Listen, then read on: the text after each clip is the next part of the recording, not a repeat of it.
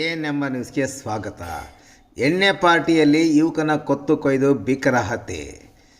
Chintamani police ಉಪವಿಭಾಗದ ಶಿಡ್ಲಘಟ್ಟ ತಾಲೂಕಿನ ಸೀಗೆಹಳ್ಳಿ ಗ್ರಾಮದಲ್ಲಿ ಯುವಕನೋರ್ವನ ಕೊತ್ತು ಕೊಯ್ದು ಭೀಕರವಾಗಿ ಕೊಲೆ ಮಾಡಿರುವ ಘಟನೆ ನಡೆದಿದೆ.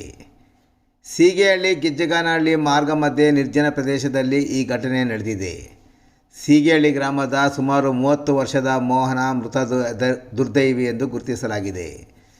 ಸೀಗೆಹಳ್ಳಿ ಗ್ರಾಮದ 3 ಜನ ಯುವಕರು ಮಂಗಳವಾರ ಬೆಳಗ್ಗೆಯಿಂದ ಜೊತೆಯಲ್ಲಿದ್ದು ಎಣ್ಣೆ ಪಾರ್ಟಿ ಮಾಡಿದ್ದ ಸ್ನೇಹಿತರು ಮೂವರು, ಅವರಲ್ಲಿ ಇಬ್ಬರು ಸೇರಿ ಜೊತೆಯಲ್ಲಿದ್ದ ಮೋಹನ್ ಎಂಬುವರನ್ನು ಮಂಗಳವಾರ ರಾತ್ರಿ 7 ಗಂಟೆ ಸಮಯದಲ್ಲಿ ಕೊಲೆ ಮಾಡಿದ್ದಾರೆ ಎನ್ನಲಾಗಿದೆ.